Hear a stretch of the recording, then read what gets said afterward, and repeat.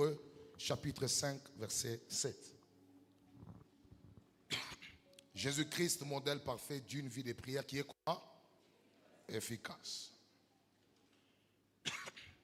Vous avez été debout pendant longtemps, je vous demande de rester assis. Conservons l'énergie. Hébreux chapitre 5, le verset 7. Écoutez ce que la Bible dit. Celui qui, dans le jour de sa chair, ayant présenté avec de grands cris et avec larmes de prières et de supplications, à celui qui pouvait le sauver de la mort. Quelqu'un peut dire après moi, de la mort.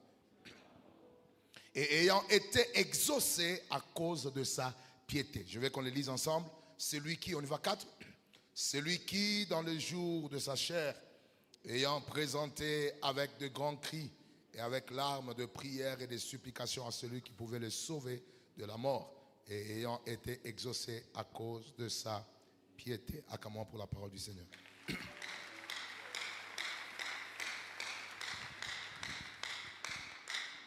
Alors je vous propose le schéma de mon enseignement. Cet après-midi, je voudrais que nous puissions exploiter 3 chapitres.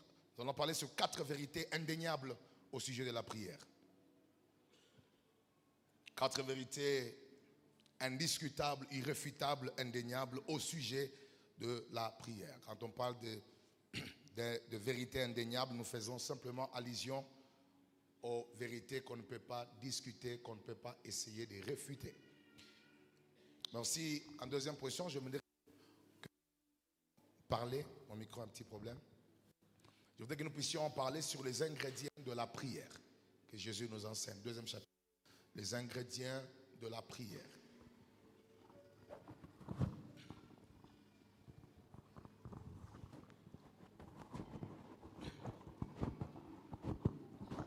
Les ingrédients de la prière que Jésus nous enseigne.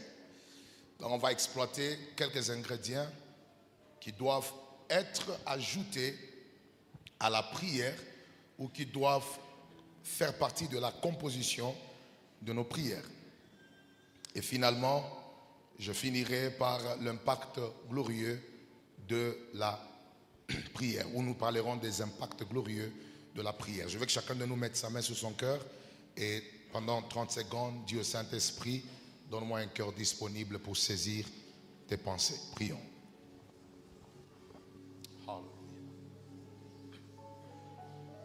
Fais cette prière de tout ton cœur.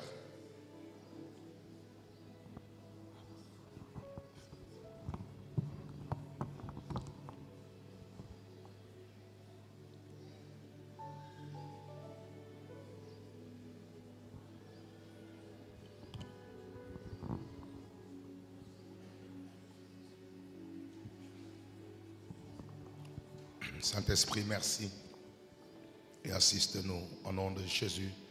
Nous avons ainsi prié. Amen. Alors, merci.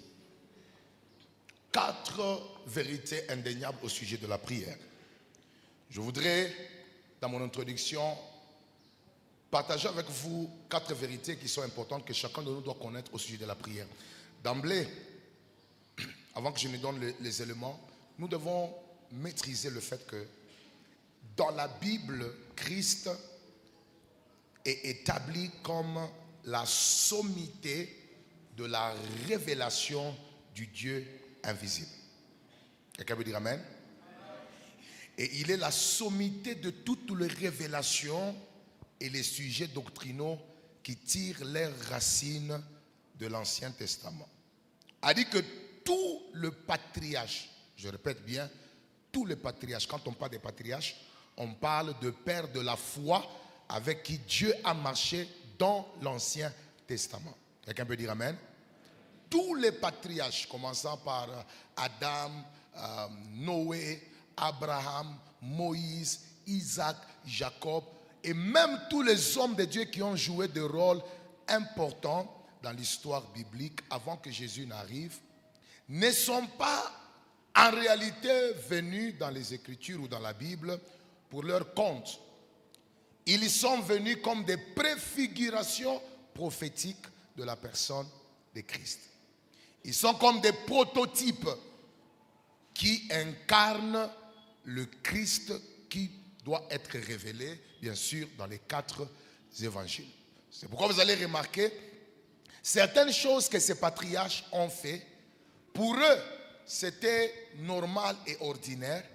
Mais le Dieu qui préparait la venue de Christ, qui devait être la sommité, la dimension la plus élevée de la révélation de Dieu, et même la dimension la plus élevée de toute la connaissance de principes de Dieu, quand ils viennent, ils sont en train de marcher. Normalement, ils ont leur famille, mais tout ce qu'ils font est prophétique pour préparer la venue de Jésus-Christ. D'une manière rapide, pour ceux qui sont en train de se préparer pour écrire, permettez-moi de poser cette lumière dans votre esprit et je vais parler des vérités indéniables. Regardez un peu ce qui se passe dans les jardins. Adam et Ève ont péché. Et quand ils ont péché, c'est alors qu'ils se sont rendus qu'ils étaient nus. Et qu'est-ce que Dieu va faire? Dieu va tuer un agneau et récupérer la peau de l'agneau pour couvrir leur nudité. N'est-ce pas déjà une préfiguration prophétique de Christ qui doit venir couvrir l'humiliation et la nudité, la honte que le péché et le diable a amené dans notre vie? Il est la plus grande couverture de la gloire de Dieu sur la vie de chacun. Dans un bon amen, je vais parler. Regardez Noé qui arrive. Noé vient, le déluge est une punition, est une colère de Dieu à cause de la cruauté, du péché, à cause de tout ce qu'il y a comme perversité, tout ce qu'il y a comme corruption en termes de mœurs. Dieu lui dit, tu dois créer, tu dois bâtir l'arche. Cette arche-là qui vient, c'est le lieu dans lequel ils entrent et qui les protège contre la colère de Dieu. N'est-ce pas la vie que nous avons en Jésus-Christ par rapport à la protection que cette vie nous offre face à la condamnation qui devait nous frapper dans la vie éternelle? La Bible dit il n'y a plus de condamnation pour ceux qui sont où? En Jésus-Christ. Et cette arche de Noé n'est rien d'autre qu'une préfiguration prophétique de la personne de Jésus-Christ. Comme si cela ne suffisait pas, Abraham aussi vient. Quand il monte à la montagne, à la place d'Isaac qu'il doit offrir, il y a un bélier qui apparaît. N'est-ce pas là déjà l'image de Jésus-Christ? Nous qui devions être condamnés, il est venu pour mourir à notre place afin que nous puissions être épargnés de la mort. Je peux aller comme ça dans toute la Bible pour faire comprendre à l'Église comment est-ce que tout ce que les patriarches ont fait n'était rien d'autre qu'une préparation à la venue de celui qui devait nous sauver. Et remarquez quelque chose maintenant de plus fort avec Moïse. Moïse arrive devant les rochers. Dieu lui dit parle au rocher. Moïse lui prend, il frappe 2 fois. Mais ce qui est important, c'est de voir qu'après ça, l'eau sort. Et la Bible parle déjà du rocher comme Jésus-Christ. Et le fait de frapper, c'est la colère de Dieu qui avait pris Christ à la croix, qui l'a frappé à cause de nos péchés, pour qu'après sa venue, que l'eau qui est le Saint-Esprit puisse descendre dans nos cœurs et dans nos vies. Toute la Bible n'est rien d'autre qu'une démonstration de la vie de Jésus-Christ qui doit venir. Donc, si quelqu'un échoue de se connecter à Christ, d'étudier sa Bible, il est en dehors et il manque le filigrane de la parole de Dieu. La chose la plus importante. Christ doit nous intéresser. Il est l'élément principal. Dis à un voisin, même Joseph. Il est en prison entre combien de prisonniers? Entre combien de prisonniers qu'on a appliqué? 2. Et vous allez constater que à la fin de l'histoire, c'est que un prisonnier monte parce qu'il est rétabli dans sa position et un autre descend parce qu'il est pendu. Et à la croix aussi, Jésus arrive. Il est entre 2 brigands. L'un monte au paradis et l'autre descend aux enfers. Ce n'est rien d'autre que Jésus qui est présenté par la vie de Joseph. Est-ce qu'on peut acclamer pour l'homme le plus célèbre?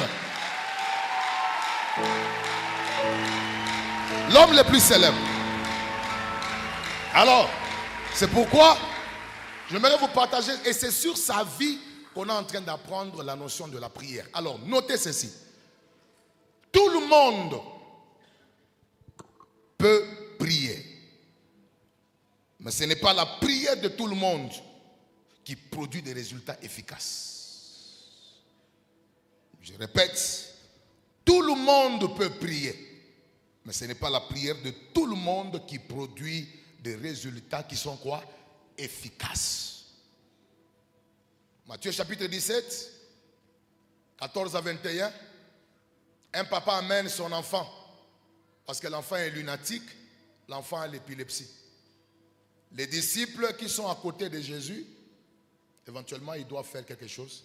Mais quand ils prient sur l'enfant, rien ne se passe. Le même enfant est amené à Jésus parce que les disciples ne produisent que ce que le maître fait. C'est-à-dire que je m'imagine que les apôtres ont appliqué le même formule de la prière pour chasser les démons. Mais rien ne s'est passé. Mais Jésus amène le même cas. Jésus prie. Et cette fois-là, il y a l'efficacité de la prière. Ça signifie, tout le monde peut prier, mais tout le monde ne peut pas produire les résultats efficaces de la prière. Regardez quelque chose qui me touche. Parce que j'étudiais un peu la vie de Marie et Marthe dans Jean 11. Lazare est mort et les deux sœurs viennent vers Jésus. Ils disent, mais la première qui arrive, c'est Marthe. Seigneur, si tu eusses été là, mon frère ne serait pas mort. En d'autres termes, ils sont en train de regretter, ils sont en train de supplier vraiment avec regret que ta présence devait faire quelque chose. Ce qui m'étonne, c'est de voir que les deux ont composé la même prière. Marthe a dit, si tu eusses été là, mon frère ne serait pas mort. Marie aussi arrive. Elle dit aussi la même chose. Si tu eusses été là, mon frère ne serait pas mort. Mais ce qui m'étonne, c'est la réaction de Jésus face à une prière qui est similaire. À celle-ci, qu'on appelle Marthe, on lui dit, ton frère ressuscitera. Le miracle est reporté à une date ultérieure, inconnue. Mais à Marie qui compose la même prière, on lui dit, où l'avez-vous mis? Le résultat devient immédiat devant le même Seigneur, avec la même formulation des phrases, mais il y a des résultats différents. Dis à un voisin, tout le monde peut prier, mais tout le monde ne peut pas produire le même résultat de la prière. Il faut se poser pourquoi. C'est là qu'on ira étudier les ingrédients de la prière qui manquent à beaucoup de personnes. Et je vais aller plus loin pour faire simplement justifier que réellement beaucoup de gens peuvent prier, mais ce n'est pas tout le monde qui peut avoir une vie de prière efficace.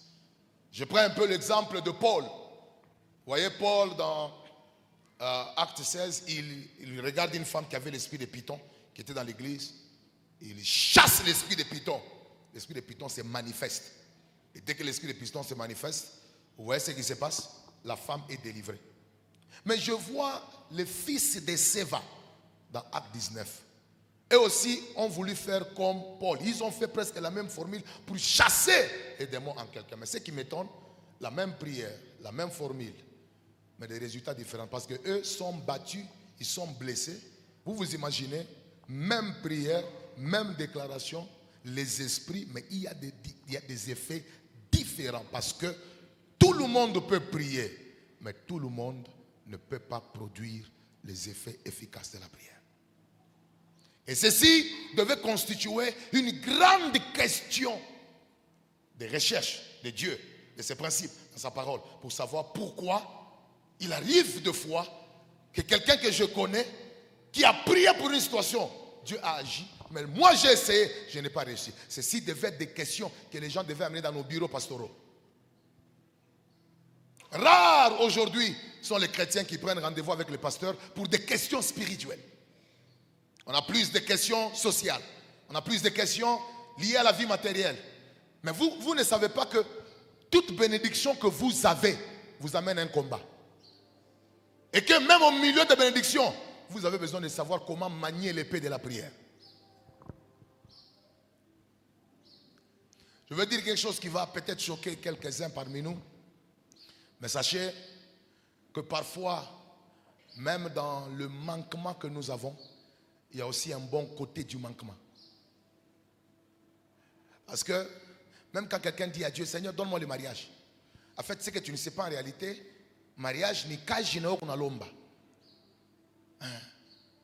Parce que tu dois prendre soin de l'homme. Tu dois être redevable à l'homme.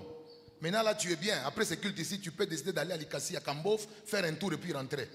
Mais dès que tu dis oui à quelqu'un, la redevabilité commence. Et puis pas seulement ça. Le fait que tu es béni pour quelque chose que tu as prié, que tu désires réellement, il faut savoir que dans chaque bénédiction, il y a aussi d'autres besoins qui s'élèvent. Parce qu'après, il faut les enfants. Après les enfants, l'école. Donc même dans le manquement où nous avons parfois, dans le temps de Dieu, il y a aussi des avantages. Pendant que tu manques quelque chose là, pendant que tu comptes sur Dieu, dans le manquement là, il y a aussi un côté positif. C'est pourquoi nous ne devons pas considérer que si Dieu ne nous a pas exaucés, le monde est fini. Non. Donc un bon amen. Que dire de la dame au Canada qui a connu une tragédie où l'enfant qu'elle-même a mis au monde a fini par tuer le père? En d'autres termes, ne pas avoir cet enfant-là avait un avantage. De conserver la vie de toute une famille et d'un père. Parfois, quand tu es en communion avec Dieu, tout marche bien. Tu es en alignement avec lui, attends le temps de Dieu pour l'exaucement. Parfois, Dieu nous prive de certaines choses pour nous épargner de quelque chose de plus pire. Et que la privation de certaines choses avant leur temps, quand Dieu nous le prive, c'est aussi une expression de son amour pour nous.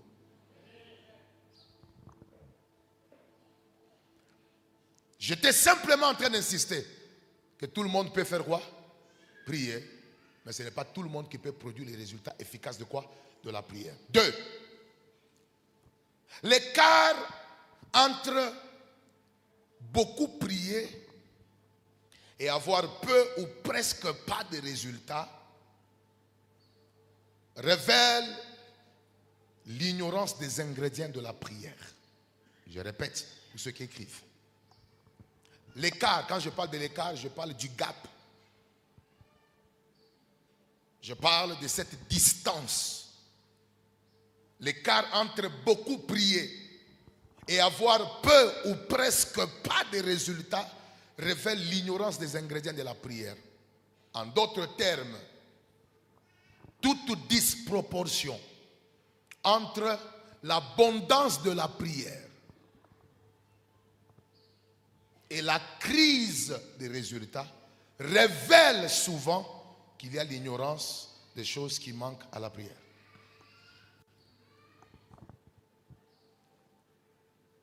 Lorsque vous constatez que vous priez abondamment, mais vous avez peu de résultats, ceci ne doit pas simplement vous amener à vous plaindre. Seigneur, pourquoi tu n'exauces pas mes prières? Pourquoi ma prière n'est pas efficace? Non, ceci doit vous enseigner aussi qu'il y a aussi probablement des ingrédients attachés à la prière que vous ignorez. Vous ne devez jamais considérer que le fait que Dieu ne t'a pas exaucé, c'est toujours peut-être que Dieu ne veut pas ou il y a quelque chose qui ne va pas. Il y a parfois l'ignorance des ingrédients ou des choses qui manquent à ta vie de prière qu'il faut à tout prix ajouter pour que les résultats soient efficaces.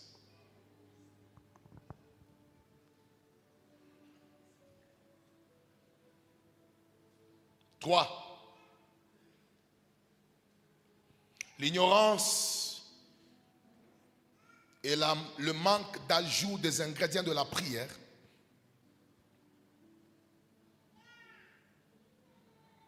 produisent généralement trois effets. L'ignorance et le manque d'ajout des ingrédients de la prière. Quand j'en parle des ingrédients, je ne veux pas que cela nous trouble. C'est simplement la chose qui contribue à la composition d'un résultat. Quelqu'un peut dire amen?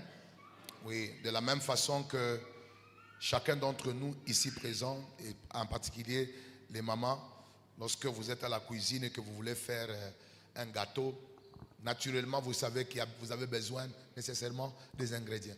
Il faut la farine, il faut les sucres, il faut les œufs, toutes ces choses-là. Ce sont des ingrédients importants pour qu'au final, que vous puissiez obtenir les résultats que vous désirez. Et il en est ainsi de la prière. Il y a des ingrédients importants attachés à la prière. Et quand ces ingrédients manquent dans votre vie de prière, vous allez constater que les autres prient, il y a des effets, mais vous, quand vous priez, rien ne se passe. Et en venant équiper l'église aujourd'hui avec les ingrédients de la prière, c'est parce que Dieu veut amener le réveil dans ta vie de prière. Vous savez, Pasteur Gédéon, je me suis toujours posé la question de savoir comment un sorcier, un enfant qui n'était pas sorcier, qu'on a ensorcelé hier, mais 3 jours après, l'enfant commence déjà à voler. 3 semaines après, il commence aussi à ensorceler les gens. 3 ans après, il tue son père, il tue sa mère, il fait des dégâts. Mais nous avons des enfants de Dieu à l'église exposés à des séminaires et des séminaires sur la prière, mais incapables d'impacter et de manifester la gloire de Dieu dans leur environnement. À un certain moment, après l'effervescence de nos cultes, nous devons nous poser la question de savoir pourquoi la prière n'est pas efficace. J'ai l'impression aujourd'hui que nous prions beaucoup, mais quand nous regardons les résultats, il y a une crise des résultats par rapport à l'abondance des prières.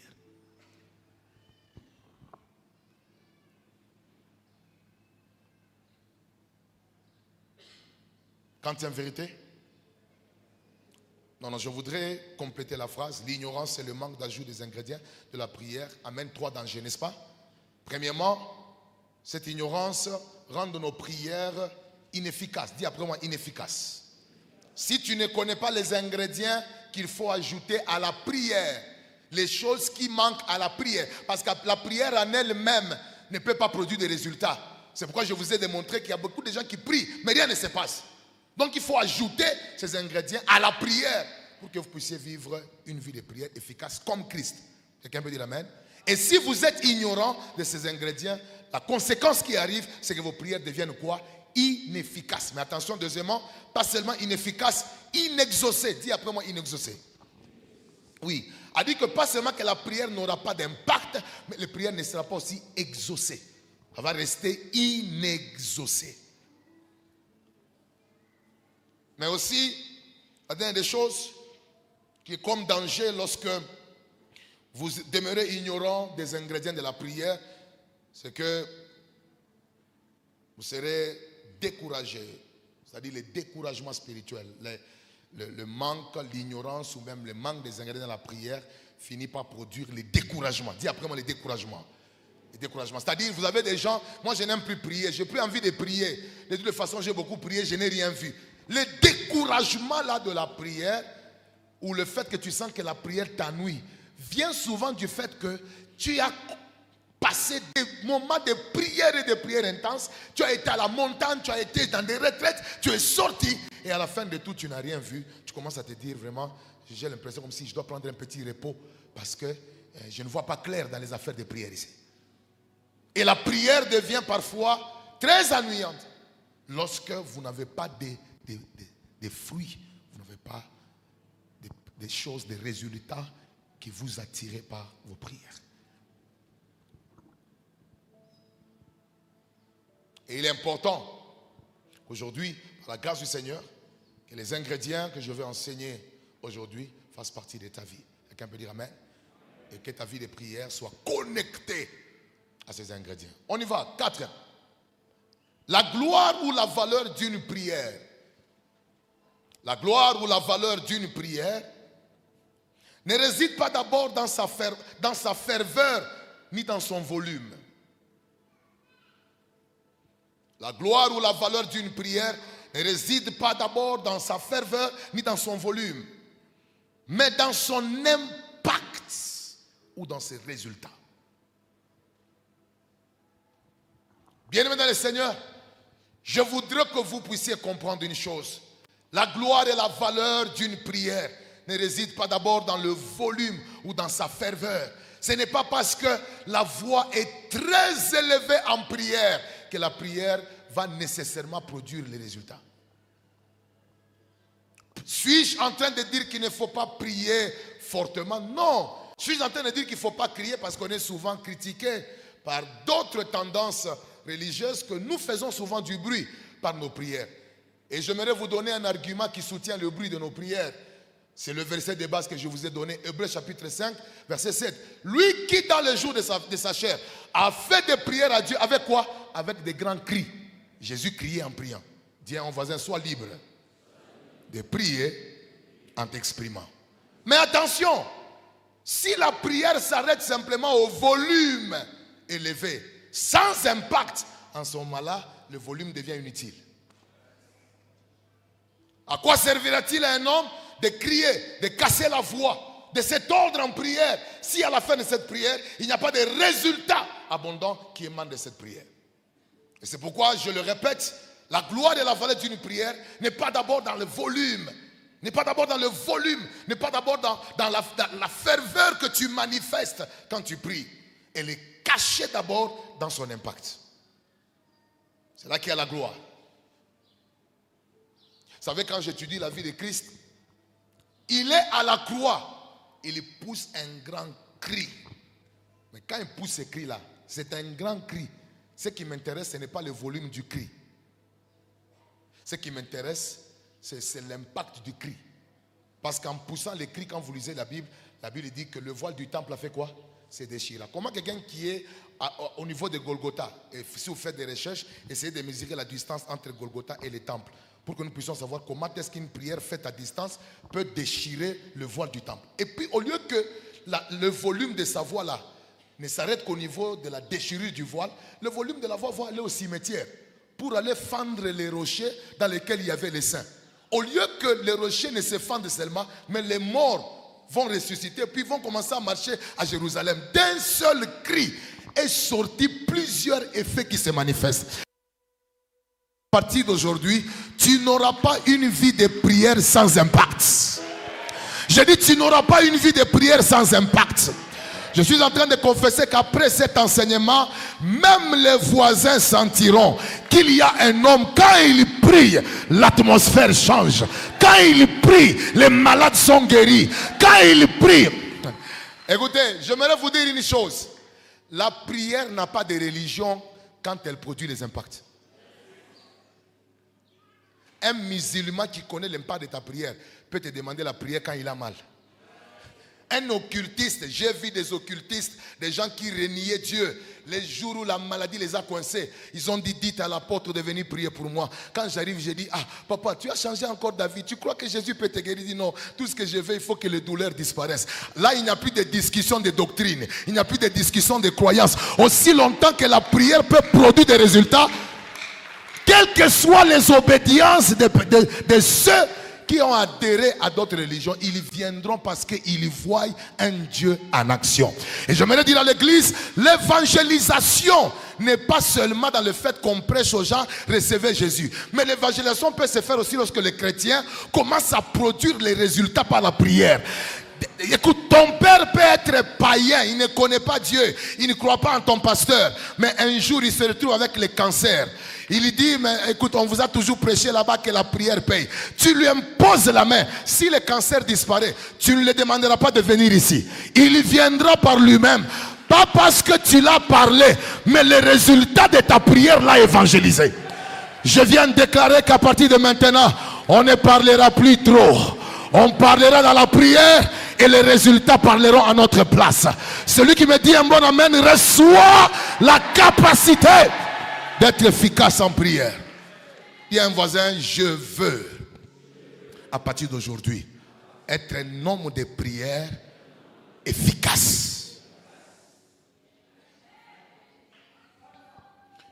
Est-ce que vous savez que nous tous ici, tel que nous sommes là, nous sommes le fruit de l'intercession de Jésus qu'il avait fait dans Jean chapitre 17.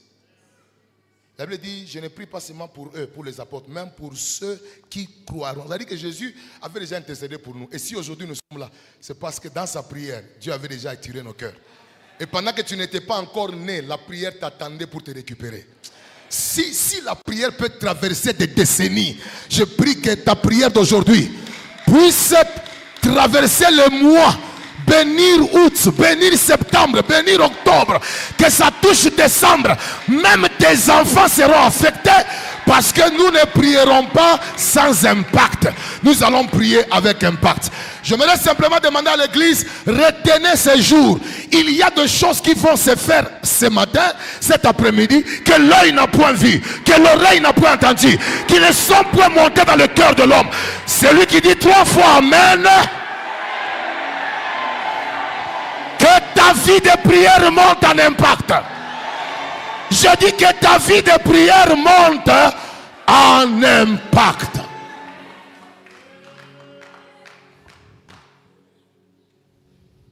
Maintenant, dis à un voisin, ce qui est important maintenant, c'est connaître les ingrédients de la prière. Si on ne connaît pas les ingrédients,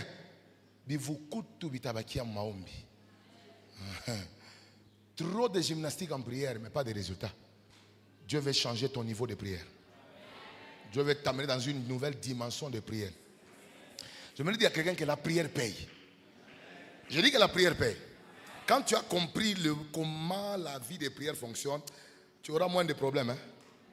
Ah oui, je vais vous donner un témoignage. Ce témoignage que je donne, c'est juste pour vous dire comment est-ce que même dans le moindre détail de la vie, la prière peut beaucoup t'aider quand elle est efficace. Je suis en train de voyager parce que je devais aller en Europe aller prêcher. On arrive à l'aéroport et ce qui se passe, c'est qu'il n'y a plus de place en business. Vous savez, nous devons changer la mentalité.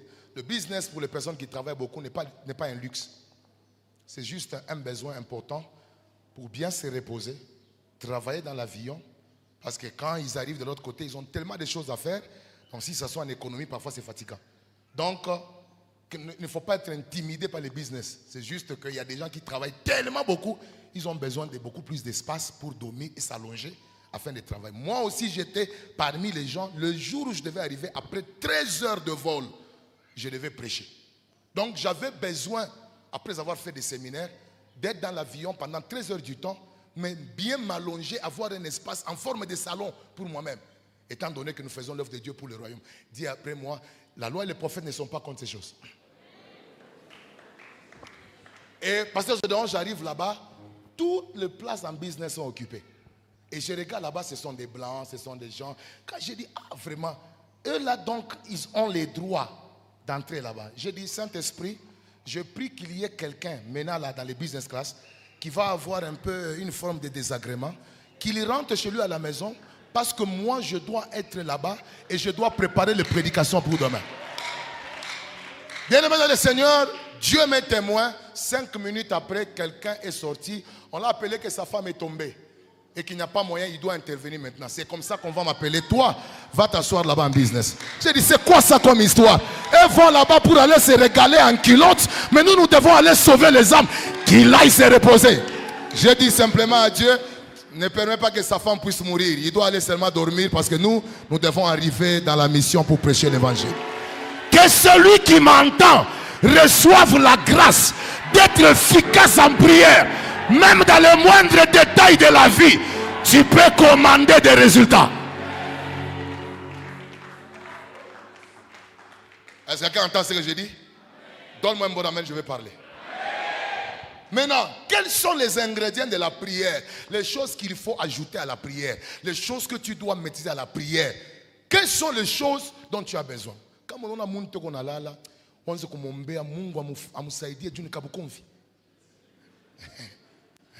Quand on fait que maisha yake ilipaswa kufunguka leo, inabakia kufunga. Kama ni rafiki yako unamtenkesha, na kama ni baba wa benyewe unamwacha. Unamwombea. Quelqu'un peut dire amen? Avec amour. Donc un bon amen. Alors, premier ingrédient de la prière qui peut permettre à un homme, à une femme, à un serviteur de Dieu d'avoir une vie de prière efficace, c'est ce qu'on appelle les bonnes intentions et les bonnes motivations. Les bonnes quoi? Les intentions et les bonnes quoi? Motivations. Attention. Les intentions, c'est ce que tu poursuis dans la prière quand Dieu va t'exaucer. Mais les motivations, c'est ce qui te pousse à prier. Maintenant, vous devez savoir, la voie des intentions et de motivation dans la prière est toujours plus forte aux oreilles de Dieu que le son de notre voix. C'est-à-dire, toutes les fois que tu pries, ce qui résonne plus fort dans les oreilles de Dieu, ce n'est pas le volume de ta voix. C'est le volume des intentions et des motivations dans la composition de la prière. Alors la raison pour laquelle certaines prières ne sont pas exaucées par Dieu, c'est parce que les intentions et les motivations qui provoquent cette prière ne sont pas agréables et ne sont pas en alignement avec la volonté de Dieu. Je vais vous donner un exemple et je vais aller rapidement dans la vie de Anne. Parce que j'étudie la vie de Anne. J'ai besoin de savoir pourquoi Anne prie, Dieu ne l'exauce pas. Et je fais des recherches, des veillées, des retraites, parce que j'ai voulu étudier la vie d'une femme qui a prié pendant longtemps. Dieu ne l'a pas exaucé. Elle a souffert dans la prière. Et un jour comme ça, Dieu l'exauce. Maintenant, je voulais savoir qu'est-ce qui a changé entre avant, quand elle ne recevait pas, et après, quand elle a reçu. Dieu m'a dit, écoute, le plus grand problème avec Anne, c'est que quand elle faisait des prières avant, les motivations internes n'étaient pas agréables à mes yeux. Parce qu'au milieu d'un environnement où il y a les mortifications de Pénina, la tendance est de faire une prière pour que quand Samuel va venir, qu'il puisse l'utiliser comme vengeance. Alors moi, la vengeance m'appartient. Et tu ne peux pas prendre une chose que je te donne pour l'utiliser afin de punir les autres. Et elle devait rester en prière jusqu'à ce que la prière travaille les intentions de son cœur. C'est un jour quand Anne revient, elle dit, Seigneur, si tu me donnes un enfant, alors moi je vais te le donner. L'Esprit de Dieu m'a dit, est-ce que tu comprends la quintessence d'une femme qui a fait longtemps sans enfant et qui est dans une maison où il y a une femme qui la mortifie? Elle arrive au niveau de prendre cet enfant pour l'offrir. Ça signifie qu'il n'y aura plus une preuve dans la maison pour essayer de se venger. Donc automatiquement, il y a un brisement au niveau de son cœur qui fait que quand elle prie, je sens qu'elle a de bonnes intentions. Elle ne veut pas utiliser cette bénédiction pour punir quelqu'un. Vous entendez, Bantosema, Shikumunga teni visiter Batashikia. Il est pas le munga teni bariki. Shibatona venuna tembeya. Munga kubariki weye. Dieu punir Banto. C'est pourquoi ta vie de prière n'a pas d'efficacité. Parce que quand Dieu écoute les intentions de ton cœur, il écoute les motivations de ton cœur, il ne trouve pas qu'il faut pas exaucer une telle personne. Et je vais vous dire une chose. Toute prière que Dieu n'exauce pas à l'immédiat fait un travail en vous qui n'est pas visible à l'extérieur. J'ai dit toute prière que Dieu n'exauce pas quoi? À l'immédiat. Faites toujours un travail en vous qui n'est pas visible où? À l'extérieur. En d'autres termes, lorsque tu pries, même si Dieu n'agit pas, sache que cette prière-là est en train d'agir en toi. C'est pourquoi Anne, pendant plusieurs années, la prière n'a pas donné un enfant, mais la prière a transformé son cœur pour qu'elle puisse prioriser Dieu. Est-ce que tu sais que une femme comme ça qui a fait beaucoup d'années sans enfant, pour Kafike Mukumbe à Mototo, pour aller laisser au temple, c'est une mort à soi. Parce que la volonté c'est de rester avec un tel enfant dans la maison. Mais aller le laisser à l'église, ça signifie qu'elle a décidé de mourir par rapport à elle-même. Et à cause de ça, Dieu lui a donné plus de 4 enfants. Vous savez pourquoi? Parce que Dieu avait testé les intentions de son cœur. À partir d'aujourd'hui, j'ai prie que Dieu te donne la grâce. Je te donne la grâce d'avoir de bonnes intentions. Ah, Seigneur, si tu me bénis, ça sera pour la gloire de ton nom. Seigneur, si tu me bénis, j'utiliserai ma bénédiction pour témoigner. Seigneur, si tu me bénis, je vais utiliser l'argent que tu vas me donner pour construire les balcons de notre église. Lorsque Dieu remarque dans ton intérieur qu'il y a les intentions qui sont bonnes, les motivations qui sont bonnes, Dieu rend ta prière efficace. Donne-moi un bon amen.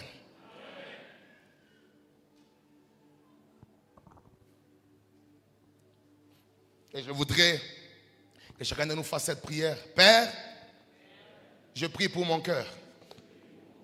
Enlève dans mon cœur toute mauvaise intention, toute mauvaise motivation qui me pousse à prier et à demander des choses. Réaligne mon cœur et ajuste-le en accord avec les intentions de ton cœur. Au nom de Jésus-Christ.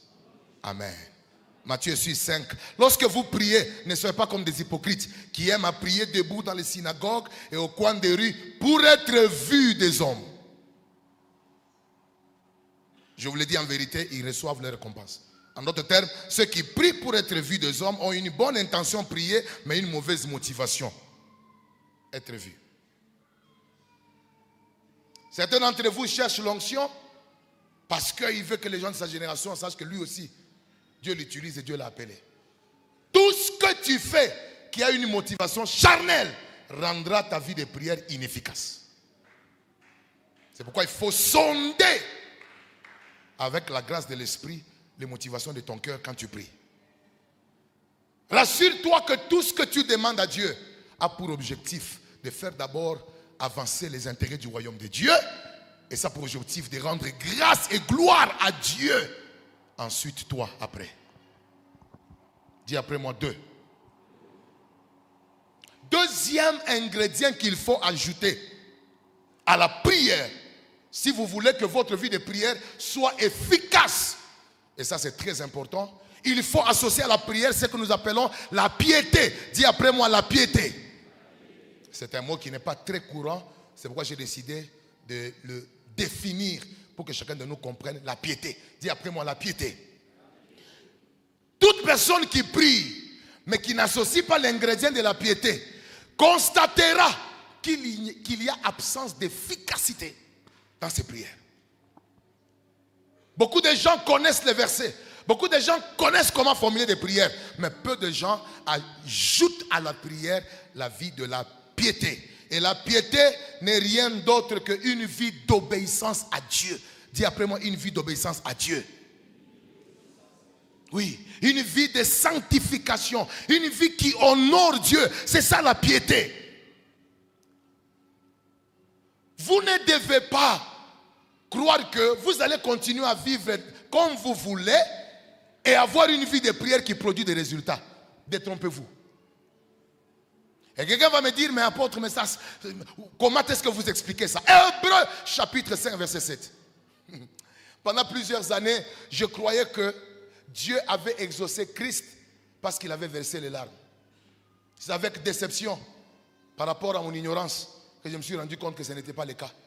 Il dit, c'est lui qui dans le jour de sa chair, ayant présenté avec des grands cris et avec larmes, des prières et des supplications à celui qui pouvait le sauver de la mort, c'est la fin qui me fait mal. Et ayant été exaucé à cause de sa piété. Mais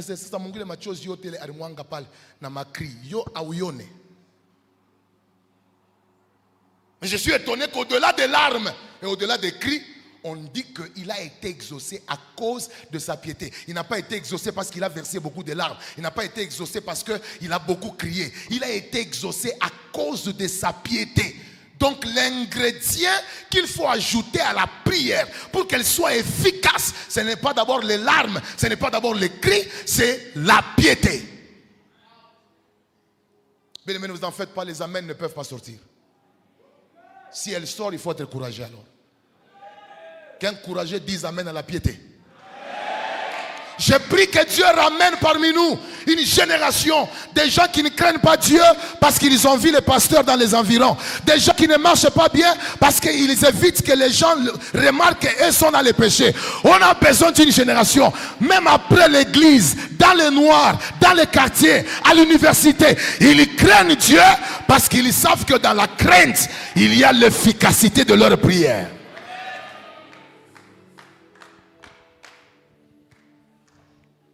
Bien-aimés dans le Seigneur, si vous voulez être des personnes efficaces en prière, marchez d'une manière digne du Seigneur. Craignez Dieu. Saint-Esprit, merci pour la grâce. Je croyais que c'est lorsque les pasteurs criaient beaucoup que l'onction s'est manifestée. Un jour, le Saint-Esprit m'a dit, écoute, l'autorité ne vient pas du volume de la voix. Il m'a dit, l'autorité vient de ta capacité à te soumettre à moi. Et l'Esprit de Dieu m'a amené dans Jacques. Il m'a dit, regarde ce que Jacques dit. La Bible dit, soumettez-vous à Dieu et puis résistez au diable et il fuira loin de vous. Il me dit, s'il n'y a pas de soumission à Dieu, il n'y a pas de résistance vers Satan et il n'y a pas de fuite. C'est seulement lorsqu'il y a une soumission. En d'autres termes, l'origine de l'autorité, c'est la soumission.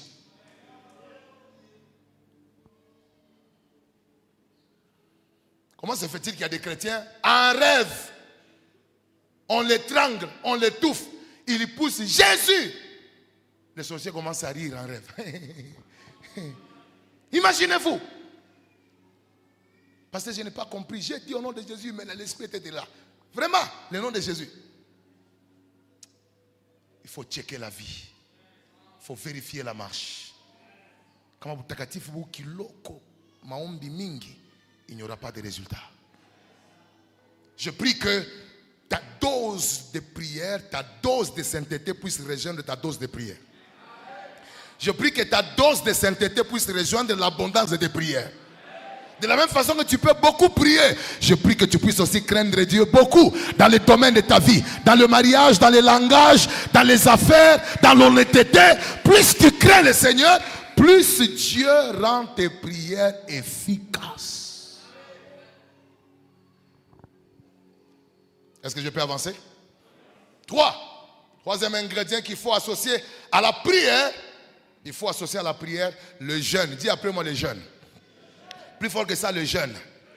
J'aimerais dire à l'église que le jeûne est une discipline spirituelle qui nourrit la croissance de notre esprit et contribue à la crucifixion de l'influence de la chair. C'est une discipline spirituelle qui contribue à la croissance de ton homme intérieur. C'est lui qui nourrit beaucoup la chair par les plaisirs, les loisirs, trop de nourriture, aura un esprit faible. Mais celui qui gêne, celui qui apprend à gêner pour se concentrer sur la parole, se concentrer sur Dieu, verra son homme intérieur grandir et avoir beaucoup plus d'autorité. J'aimerais dire à l'église, c'est avec regret que je vais vous annoncer dans les Écritures que j'ai fait des études pour voir le méfait du manque de jeûne. Ou du manque de jeûne, voulais-je dire. Quand quelqu'un ne jeûne pas, il y a toujours quelque chose qu'il perd. J'ai vu dans les Écritures que les gens qui n'ont pas jeûné ont perdu quelque chose. Et beaucoup de chrétiens qui ne jeûnent pas perdent aussi des choses dans la vie. Et je vous amène rapidement en Genèse. Nous avons un homme comme Adam et Ève. Dieu leur a donné l'abondance de la gloire et des richesses. Mais ils devaient jeûner devant un arbre interdit. Et les jours où ils ont refusé de jeûner, ils ont perdu le jardin. Satan leur a donné un fruit pour les arracher tout un jardin. Satan ne te donnera jamais une chose qui est plus grande que ce que Dieu t'a donné. Tout ce que Satan peut te donner te fera perdre une chose plus grande que ce que tu avais avant. Et vous allez remarquer qu'on lui a donné un petit fruit, mais pour lui arracher un jardin. Et j'avance, je vois un homme comme Esaü. Dis après moi Esaü. Cet homme se retrouve devant la nourriture de son frère. Au lieu de jeûner, lui va demander quoi? La nourriture. Et quand il mange ce jour-là, au nom de quoi? De l'échange. Qu'est-ce qu'il a perdu? Il a perdu son droit de quoi?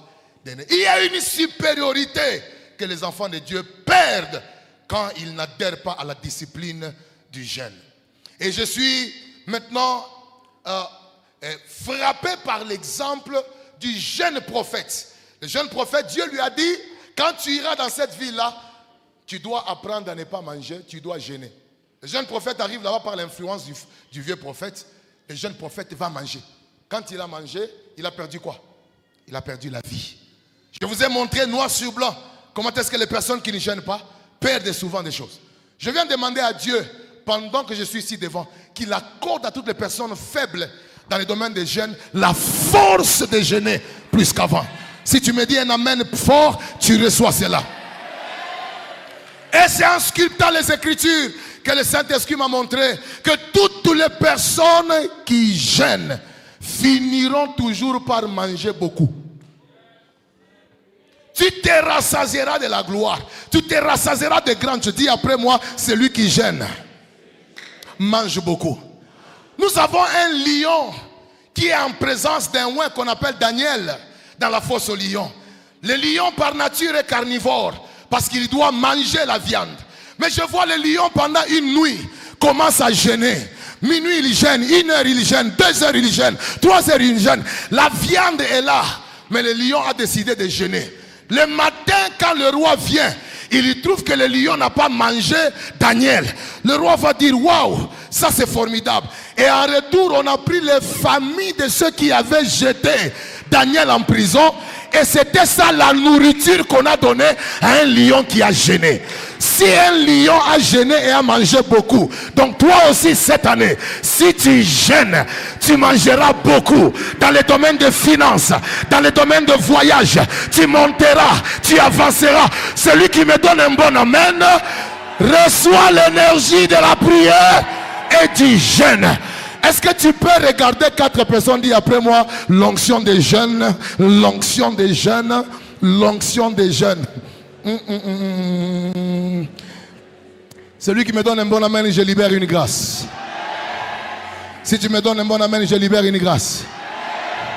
J'aimerais prouver à l'église que les domaines de l'élévation est généralement en dehors de la grâce. Les domaines de l'élévation, c'est le monde des personnes qui gênent.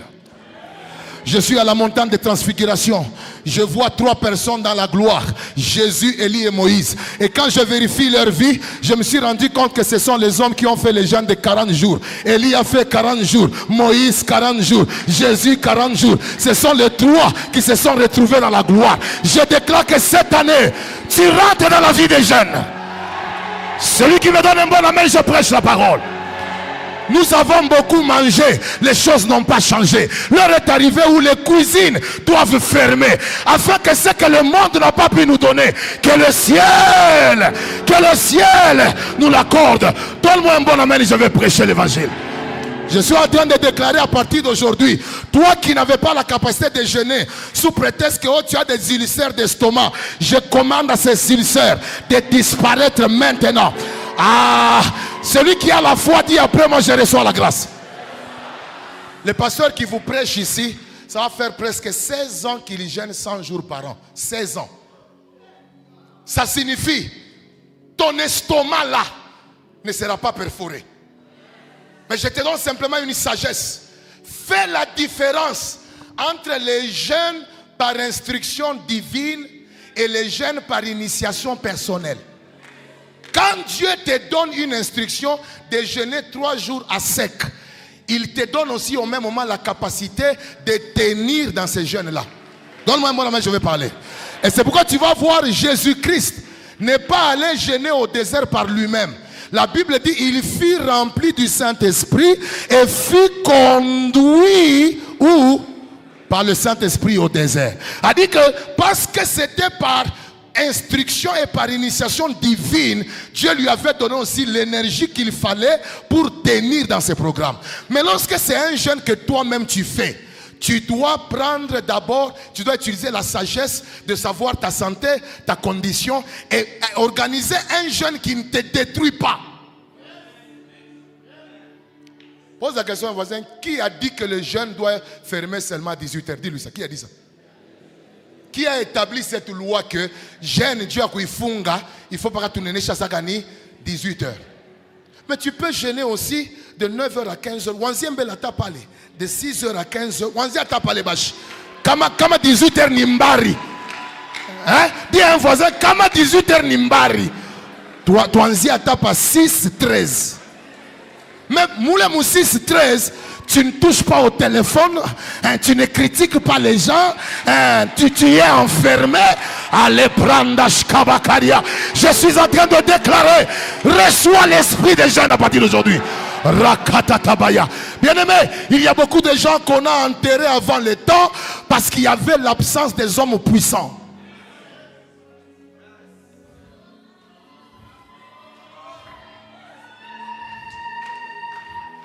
Depuis que tu manges, qu'est-ce que la nourriture t'a donné? Depuis que tu es allé dans les anniversaires, depuis que tu as assisté à des mariages et des mariages où on t'a donné la nourriture. Je prie que Dieu puisse te donner la capacité. Maintenant, cette année, tu ne passes pas des semaines sans jeûner. Tu ne passes pas des mois sans jeûner.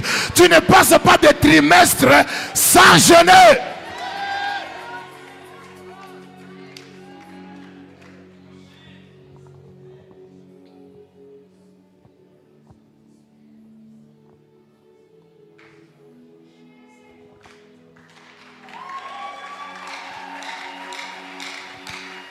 Dis après moi, je reçois la grâce. Dis après moi, je reçois la grâce.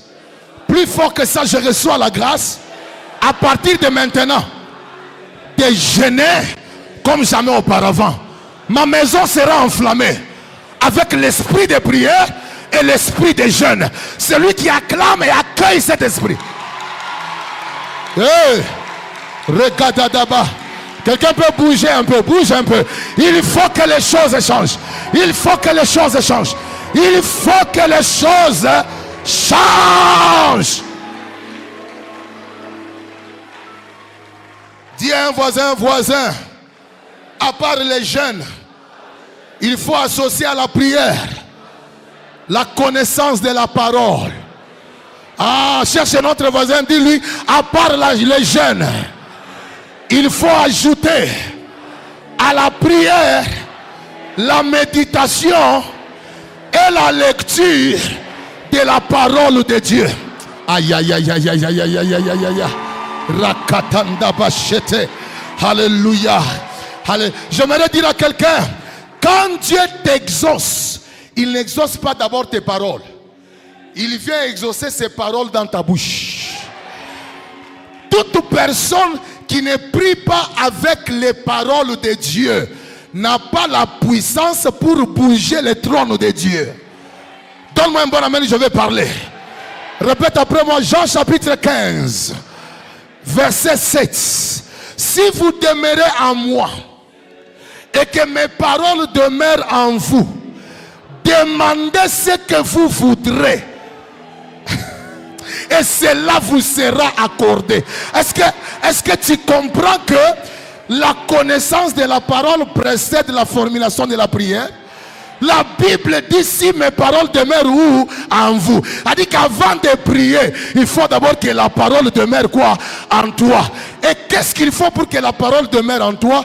La Bible dit que ce livre de la loi ne s'éloigne point de ta bouche, mais dites-les jour et nuit.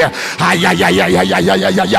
Et la Bible déclare, et la Bible dit, c'est alors que tu auras du succès dans tout ce que tu entreprendras. J'aimerais déclarer à partir d'aujourd'hui, reçois l'esprit de la lecture de la parole de Dieu. Ah, donne-moi un bon amen, je vais parler. Normalement, pasteur Gédéon, chaque chrétien devait avoir pour la méditation et la lecture comme la clé qui ouvre la journée et la clé qui ferme la journée. Car il est écrit, ce livre de la loi ne s'éloignera point de ta bouche. Tu la méditeras jour. C'est-à-dire que le matin quand tu te réveilles, ce qui doit ouvrir ta journée, c'est la lecture de la parole. Et le soir quand tu veux dormir, ce qui doit fermer ta journée. Ah, écoute-moi. Lorsque tu lis la Bible, si tu veux avoir une vie de prière efficace, quand tu lis la Bible, si tu lis en vague sans bonne intention, tu ne seras pas très motivé. Quand tu lis la Bible, il faut être intentionnel. Et voici les intentions qui doivent vous pousser quand vous allez vers la Bible. Quand tu vas vers la Bible, pour renchérir ta prière, si tu as un problème qui concerne la maladie, va chercher toutes les promesses qui sont en accord avec la guérison et la maladie. Vous entendez ce que je dis? Ça dit que tu dois chercher voilà, si tu es malade, tu dois chercher les promesses de la guérison. C'est-à-dire que tu dois aller dans les Écritures, commencer. Et aujourd'hui, nous avons toutes les applications possibles. Tu peux juste faire recherche, tu commences à chercher où est-ce qu'on parle de la guérison. Et tu commences maintenant à chercher le principe de quoi? De la guérison. Pendant que tu es en train de dire Amen, hein, Moi déjà j'entends dans mon esprit qu'il y a une guérison qui va toucher tous ceux qui servent dans cette église. Même si tu es malade, en sortant de ces lieux, Dieu te guérit. Mais comment est-ce que j'arrive à composer cette prière en esprit? C'est parce qu'il est écrit en Deutéronome: vous me servirez et j'éloignerai de vous la maladie. Alors, j'ai prié à Dieu de guérir toutes les personnes qui servent Dieu dans la salle. Donne-moi un bon amen, je vais parler. Si tu sens dans ta vie que tu commences à avoir des batailles, des attaques, tu sens des oppressions, et que tu es un serviteur de Dieu, tu peux récupérer toute arme forgée contre sera nulle et toute langue qui s'élèvera en justice contre toi, tu feras quoi? Mais maintenant, beaucoup de gens s'arrêtent souvent à ce niveau. Normalement, ces versets ici n'appartiennent pas aux chrétiens qui ne servent pas.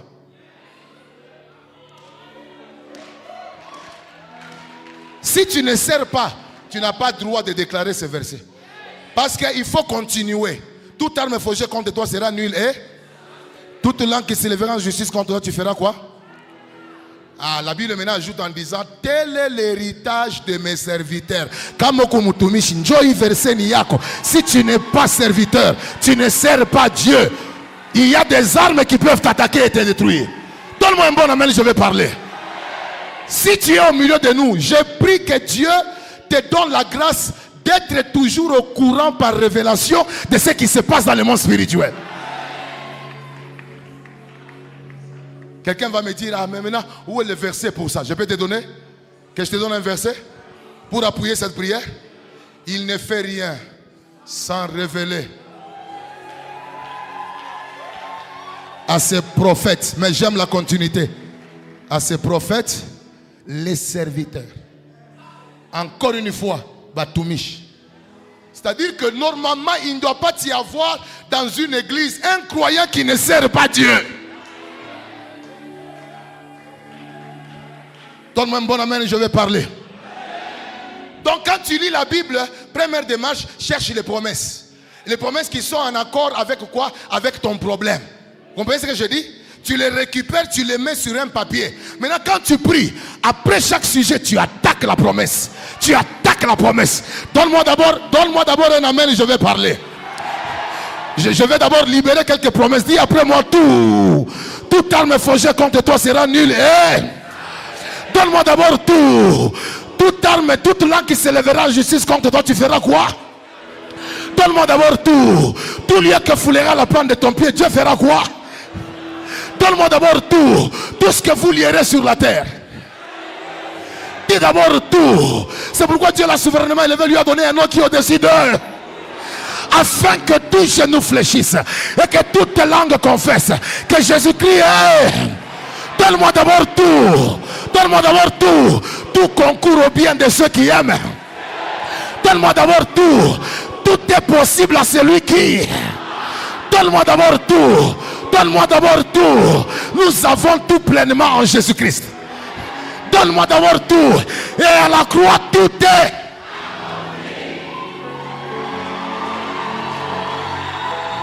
Celui qui bouge, que l'eau bouge, que la destinée bouge, que les choses qui étaient stagnantes commencent à avancer. Alarana Bashandaka, Ekotaniska Pelekeria, Arisa Zubande Kepalia, Alabranda Venekola. Dis après moi: fire. Quelqu'un peut faire 3 pas. En 3 minutes que ton atmosphère change. En 3 jours que les choses changent. En 3 mois que ton statut change. Je dis bien en 30 jours que ta vie soit un témoignage. Tu me donnes un bon amen et je prêche la parole. Tu me donnes un bon amen et j'avance. Est-ce qu'il y a-t-il des gens qui sont en Jésus ici? Y a-t-il des gens qui sont en Jésus ici? Dis après moi: en lui nous avons été scellés du Saint-Esprit. Dis après moi: dis après moi: il n'y a plus de condamnation pour ceux qui sont en. Donne-moi si quelqu'un est en Christ, il est devenu une nouvelle créature. Les choses anciennes sont passées et voici toutes choses sont devenues. Dis après moi, dis après moi, en lui nous avons reçu la plénitude de sa grâce.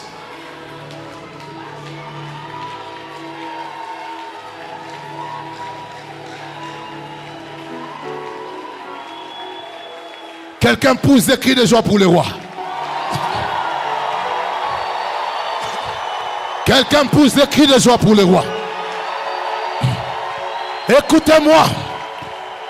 Lorsque vous avez ajouté à votre vie de prière ces choses, dis à un voisin, 6 choses vont arriver. Dis-lui la première des choses. Les choses qui étaient parties reviendront. Je dis que la prière ramène les choses qui étaient parties. Donne-moi un bon amen, je vais parler. Donne-moi un bon amen, je vais parler. Pasteur Gédéon, je me rends compte que Noé avait libéré un jour la colombe. La colombe est partie pour ne pas revenir. Et la colombe a fait des siècles sans jamais revenir. Mais un jour vers 12 heures, je vois un jeune homme qui entre au Jourdain. Quand il entre au Jourdain, il commence à prier. Et quand il prie, le ciel s'ouvre. Et pendant que le ciel s'ouvrait, la colombe qui était partie,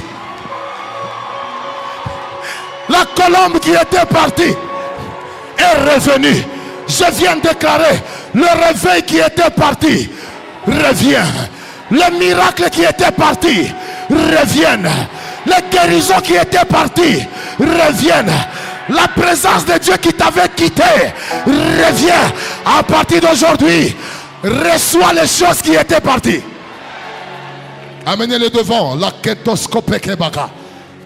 Je suis en train de voir, pendant que je parle, il y a des gens parmi nous qui avaient une forte grâce au début de leur marche. Mais avec le temps, ils ont perdu certaines grâces. Et pendant que je parle, je vois on a libéré 30 manteaux ici dans la gare. Levez bien les mains. Je déclare maintenant, protocole, soyez dans les rangées. Je libère les 30 manteaux sur toutes les personnes qui ont perdu la grâce. Take it. Allez, recevez cela. Je dis recevez cela. Je dis recevez cela. Je dis recevez cela. À partir d'aujourd'hui, les choses que tu n'as pas vues il y a 20 ans, il y a 10 ans, commence à revenir. Je dis commence à revenir. Dis après moi fire. Dis après moi fire.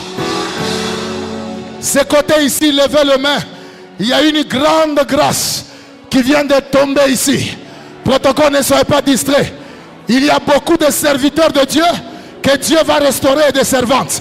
Et Dieu va les utiliser à partir de maintenant et dans la suite du temps.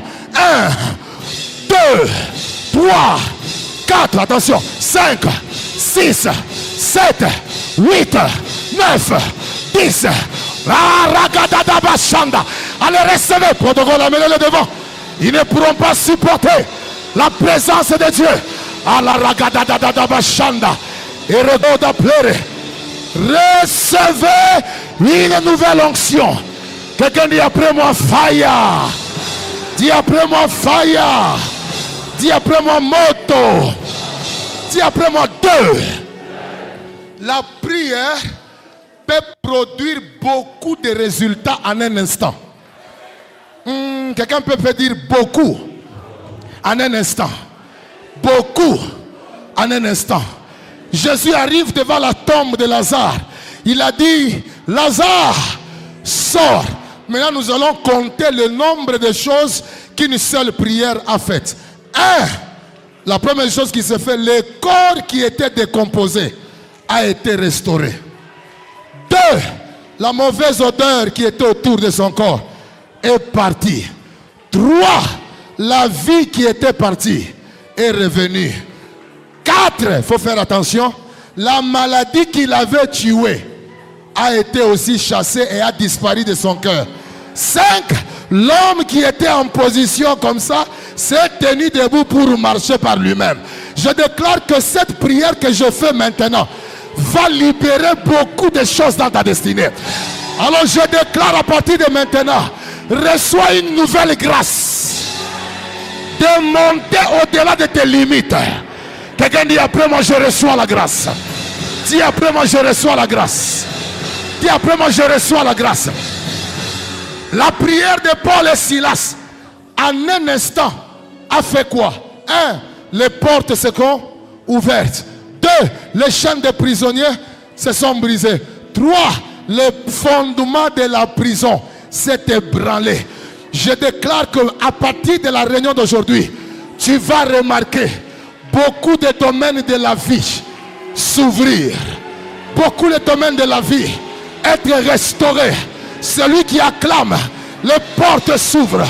Celui qui acclame, les chaînes tombent. Celui qui acclame, une nouvelle saison commence. Dis après moi fire. Dis après moi fire. Dis après moi moto.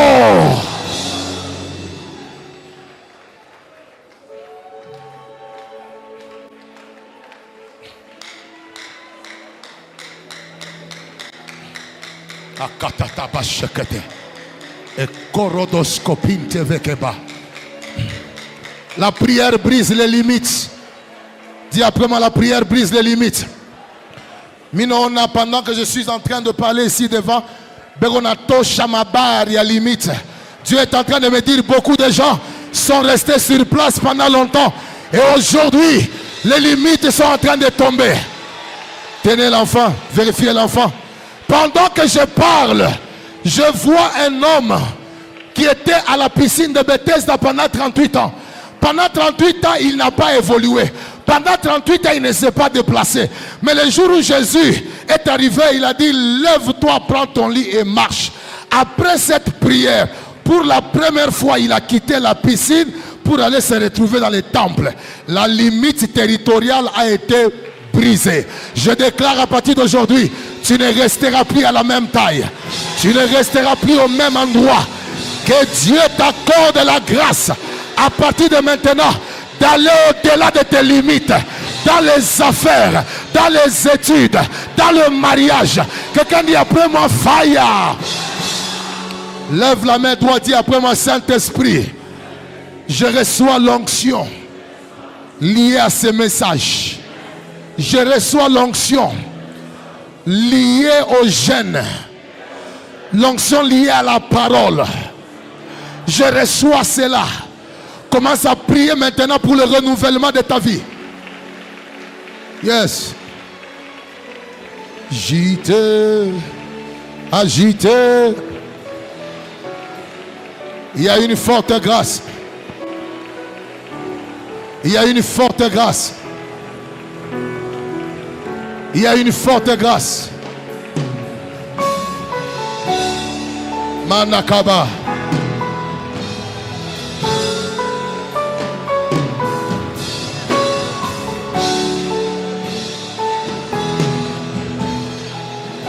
Bien-aimé, levez le main, il y a une forte grâce de la part de Dieu. Le Seigneur me dit, il y a une nouvelle génération de femmes et des hommes que je vais oindre, mais pour le ministère de la parole. Certains, des grands évangélistes, d'autres, ils ont par rappel des manteaux doctoraux. Et je vois pendant que je suis en train de parler, l'Esprit de Dieu me dit, il va déverser l'huile sur les hommes qui sont appelés et les femmes à prêcher la parole. Vous serez étonnés qu'il y a même des enfants qui ne connaissent pas, qui sont appelés à prêcher la parole, que Dieu va toucher. D'autres sont même à la chorale, d'autres sont partout. Levez les mains, église, s'il vous plaît. Je prie maintenant, par le mandat que Dieu m'a donné, que toute personne qui est appelée à prêcher la parole, que l'onction de la parole le touche. 1, 2, 3, 4, 5, protocole. Ne soyez pas distraits. Ils sont saisis en nombre. Que l'onction de la parole, tenez-le, que l'onction de la parole commence à saisir les hommes et les femmes. Tenez là-bas. On a plus les ranos Shabakada. Que l'onction de la parole tombe. Tombe dans la salle. Tombe dans la salle. Tombe dans la salle. Je dis tombe dans la salle. Et le Ramaragaba. Allez, recevez cela. Recevez cela.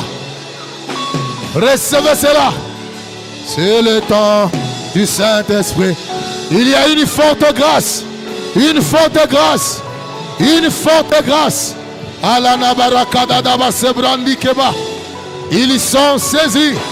Ils sont saisis. Au nom de Jésus. Au nom de Jésus. Je veux prier pour toutes les personnes qui sont limitées. Limitées dans la vie. Limitées dans les domaines. Même dans les domaines des relations. Toi, les relations n'avancent jamais. Je lève ma main droite. Je libère l'onction pour briser les limites sataniques. À partir de maintenant, tout celui qui était bloqué par des barrières invisibles, des forces sataniques, allez, je donne l'ordre. Libérez-le maintenant. Libérez-le maintenant. Libérez au nom d'Èche. Au nom d'Èche. Au nom d'Èche. Au nom d'Èche. Au nom d'Èche. Au nom d'Èche. Je suis en train de confesser. Les barrières invisibles sont tombées. Tu verras la grâce de Dieu t'amener au-delà de tes limites.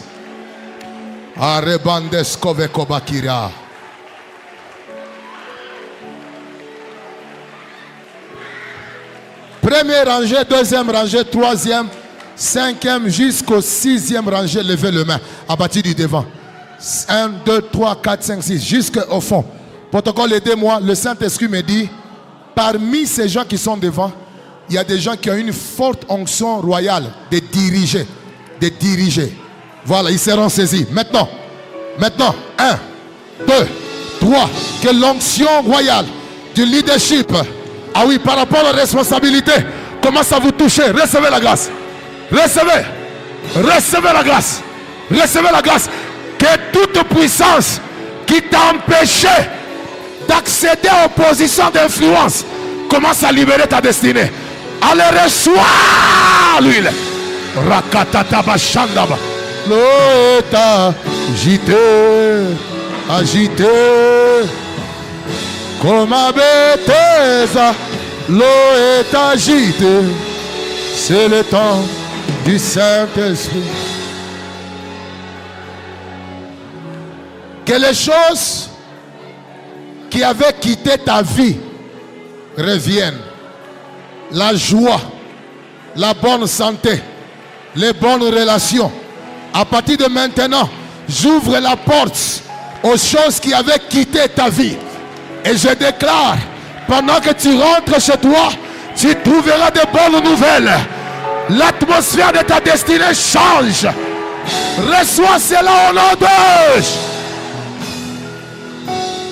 Tous les intercesseurs, venez.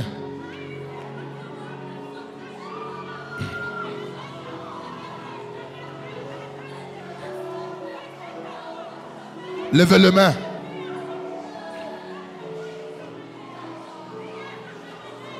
Alléluia. L'eau est agitée, agitée, comme à Bethesda. L'eau est agitée.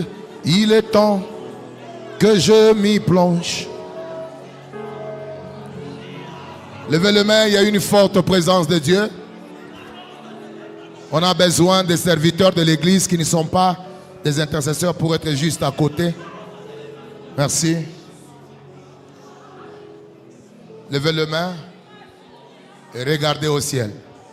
Il y a une forte grâce de Dieu qui va tomber sur vous. Père, je prie pour tous les intercesseurs qui sont ici. À partir de maintenant, qu'ils reçoivent une nouvelle dimension dans leur capacité à prier. Maintenant, 1, 2, 3, recevez cette huile. Recevez cette huile. Recevez cette huile. Recevez cette huile. Recevez cette huile. À partir d'aujourd'hui, je déclare parmi vous des hommes et des femmes puissants. Allez, recevez la grâce. Recevez la grâce. Je dis recevez la grâce. Recevez la grâce. Je dis recevez la grâce.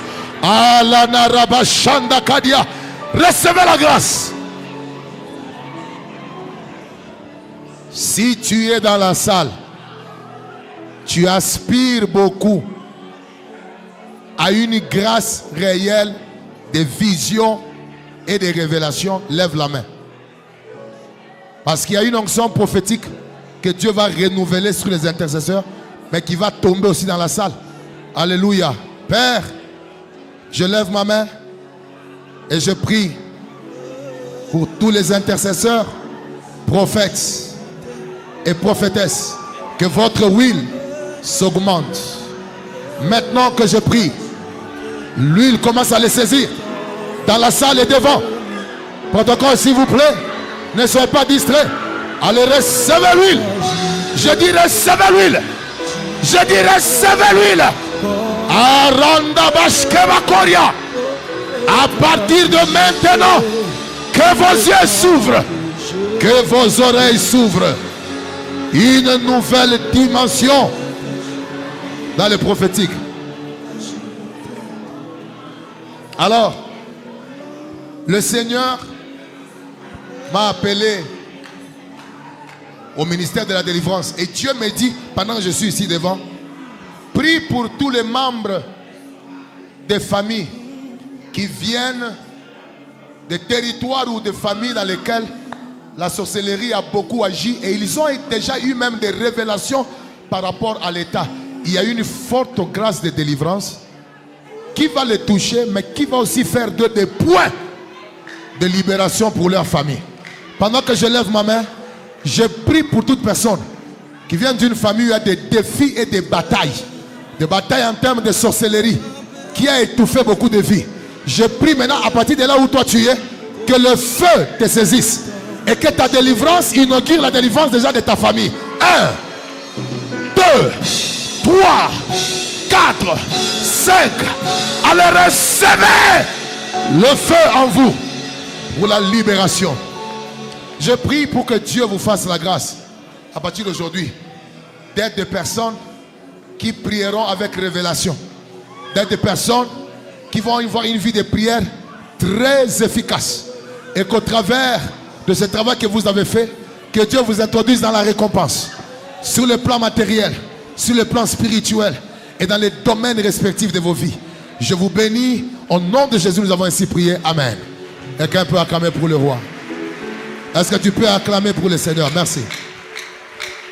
Alors je vais lever les mains, je vais prier. Père, nous scellons cette onction et ce travail de l'esprit, que l'œuvre que tu as fait aujourd'hui produise de fruits qui demeurent dans la vie de tout homme. Tous ceux qui étaient malades, guéris. Les personnes qui avaient perdu le goût de la prière et du jeûne, restaurés. C'est au nom de Jésus que nous avons ainsi prié. Amen.